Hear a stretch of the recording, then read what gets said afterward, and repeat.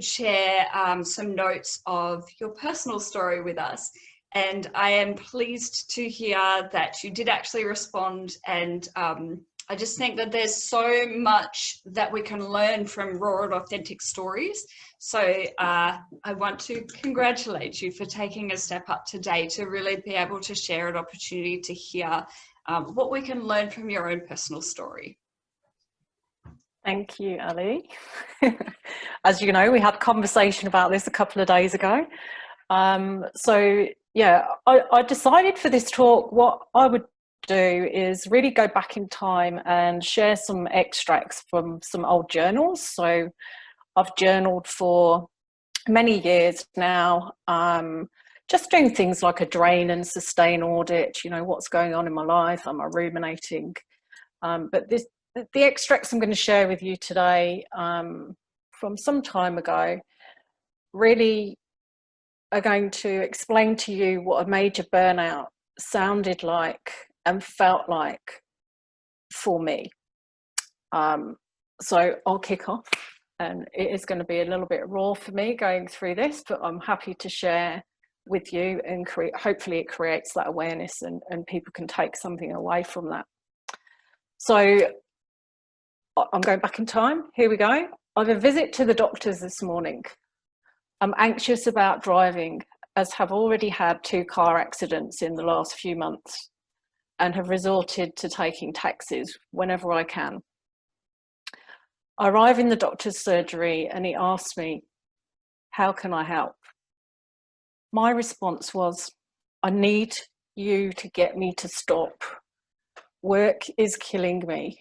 The workload is just so overwhelming. I don't have enough staff. I'm constantly living away from home in hotels.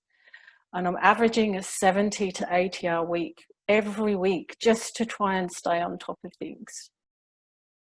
I rarely see my boss, and there's no support coming, even though I've asked for it and proposed strategies for how this could change. So it feels to me right now like work has become this unhealthy addiction, something that I can't step away from, and I need that help to be able to step away. So what I did then was I listed all of my symptoms that I was experiencing at that time, and I'd written them on my phone because I could not recall things very well either, and proceeded to read out the following list. So I had permanent headaches, ringing in both of my ears, bad back. I had chronic fatigue, so I was falling asleep pretty much all weekend. I would be asleep. In the evenings, I'd drop off to sleep on the sofa, and then when I went to bed at night, I couldn't stay asleep. I had shortness of breath. My bowels weren't functioning particularly well. I had a lack of concentration and this really weird communication deficiency where when I was speaking, my fluidity of speech was all over the place. Things were just coming out back to front, and had a really foggy mind, and short-term memory was particularly dreadful for me. So I'd lost the ability to relax. I'd lost interest in exercise, in socializing. And they were the things really that were sustaining me previously in terms of, you know, resting and playing and be able to have that creative mind that you need as a leader. I also had heart palpitations. I'd feel jumpy, you know, someone could approach me and I'd jump out of my skin. And I noticed I'd also started to respond emotionally to people and situations in a very different way to how I had before. And the one thing that really got me, which I pride myself on, is my decision-making and problem-solving ability just reduced dramatically. And I was really taking an hour-by-hour approach. So as suspected, when I relayed this to the doctor, he then hit me with the fact that I was at major burnout stage and recommended signing me off for an initial period of 2 weeks. I then burst into tears, and these were a mix of tears, I guess, both of relief and also utter horror because the more I thought about that, it just terrified me. You know, I was sick to the stomach. I'd never been off sick really for more than a couple of days at a time.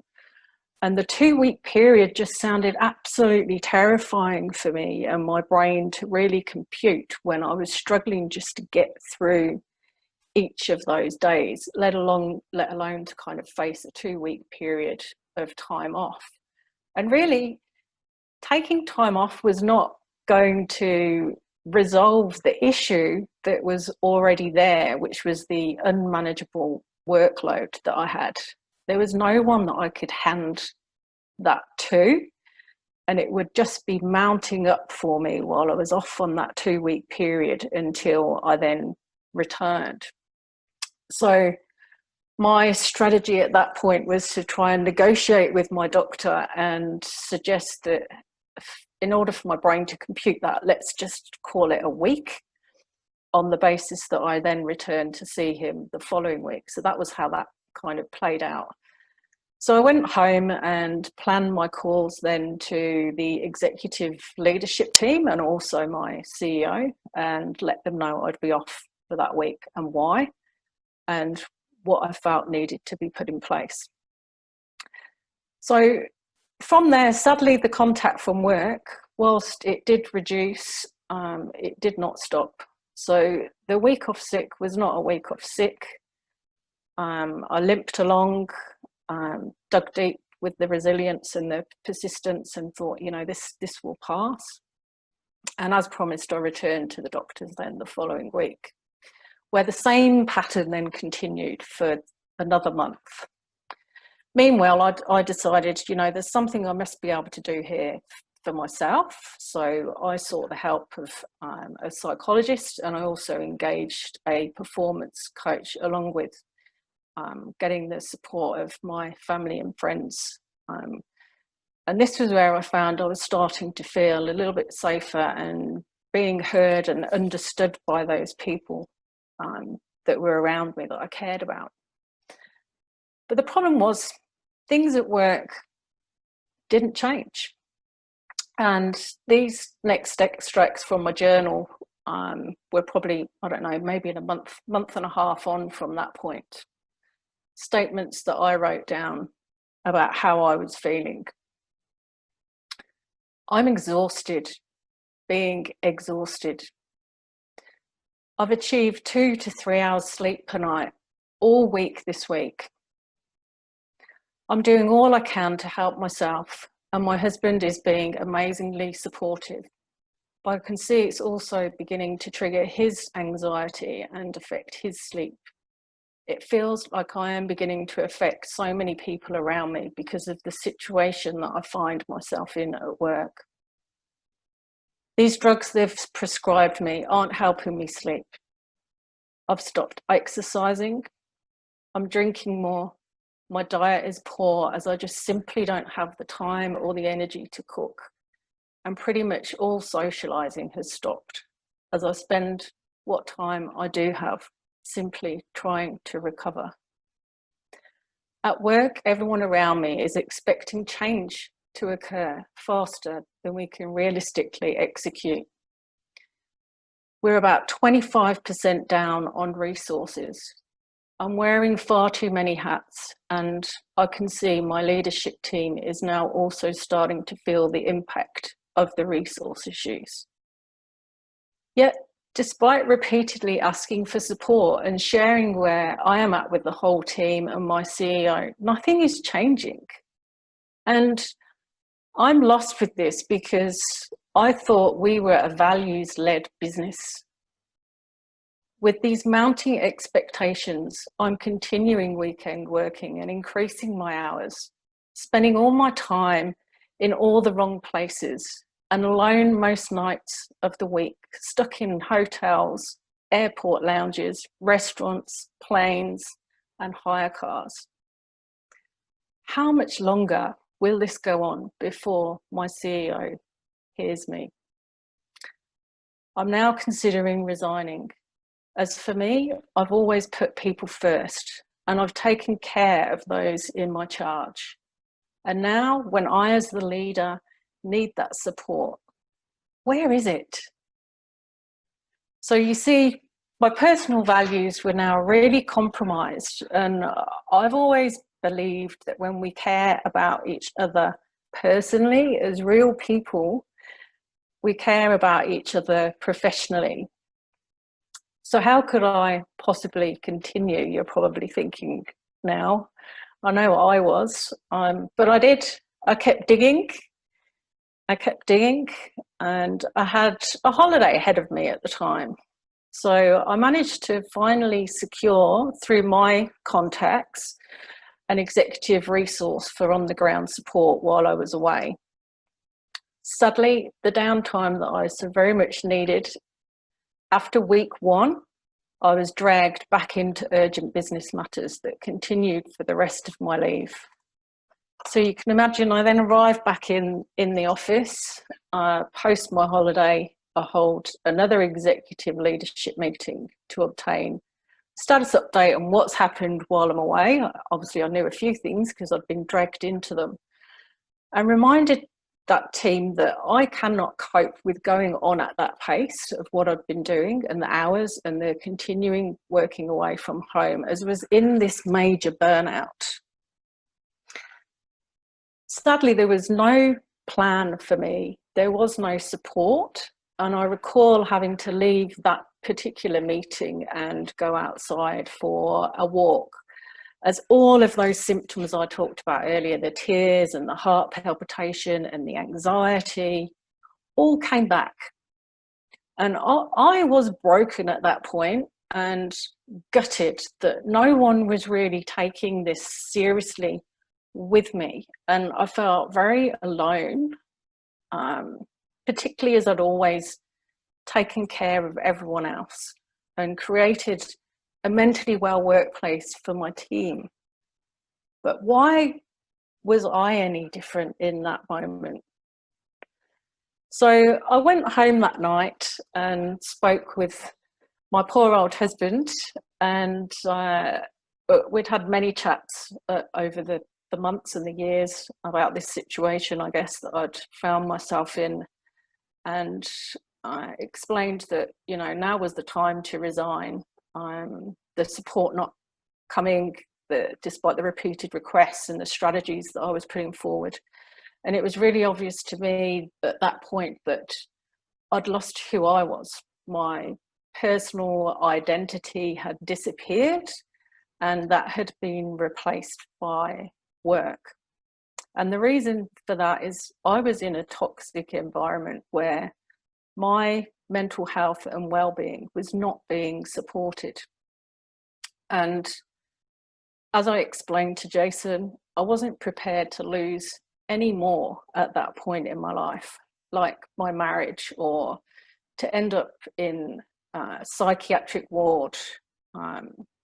So we sat and we chatted and we worked out a plan, and it was a bloody tough decision.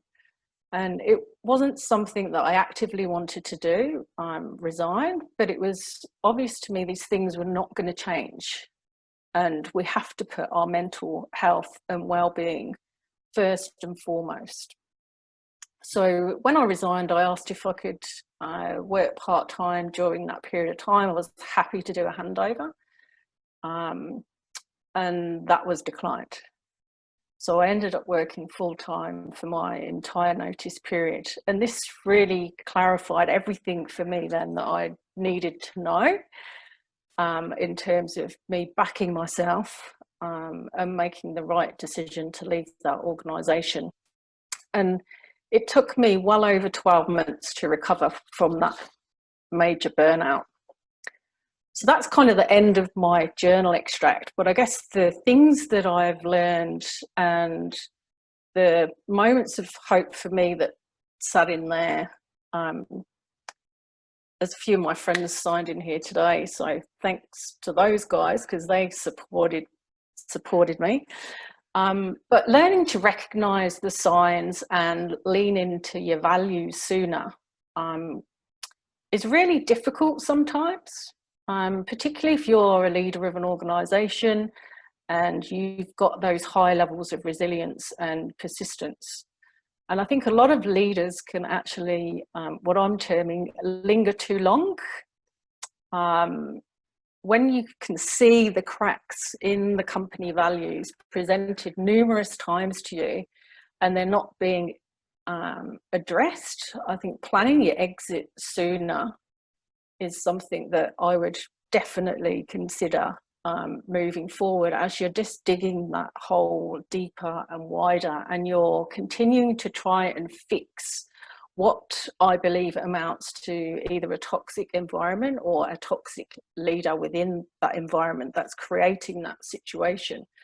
And at the end of the day, you know, your health is more important, and it's possible to start a career several times over in your lifetime. And it might feel dreadful at the time, but it really is possible to keep reinventing yourself. So, you know, anyone who's maybe kind of thinking they're in this burnout situation at the moment, I would say to you, it doesn't lie with the individual. It lies with the organisation having good hygiene for mental health and well-being. And the wellness offerings should be included as part of that organisation's strategy. It's not just a tick in the box. People need to have discussions with their leaders, with their CEOs, with their teams, one-on-one. Talking to my husband and my family and my friends, my psychologist, the performance coach, they were the things that really, really helped me. Those talk therapies were my saviour. It was my safe place where I got to explore what was my reality. And they were there. I could ask them for support. They'd listen. It was a safe space. And I thank all of those people. I love them dearly for their patience, their love and support. I know I was probably a real pain in the backside. So thanks, everyone. And really, we've got to continue to value ourselves, treat ourselves with kindness and respect, and set some boundaries. So as much as that, I think, sounds like a whole load of hard work, it's worth it. It takes patience. And slowly it becomes easier and life changes. We change and nothing stays the same forever. And there was a lovely post that I saw a guy called Vinay Nair make online this morning, and it said, "Look inside and be your own leader. When we believe we deserve better and that we can change our destiny, we can live our lives being truthful to our inner self, as opposed to living your life for someone else." And that's probably my takeaway, and where I'll kind of close on that story this evening. Thank you. I just want a round of applause too, even though you won't hear anyone else do it, but I'm so grateful to have you here, Carla. It breaks my heart to hear stories like yours, and the reality is there are people that do share and disclose stories as such that do find permanent challenges. You know, we have a choice as to what we do, and I can feel that you're a natural born leader, and it's fantastic that you are here today with us and that you are here to be able to advocate the need of prevention.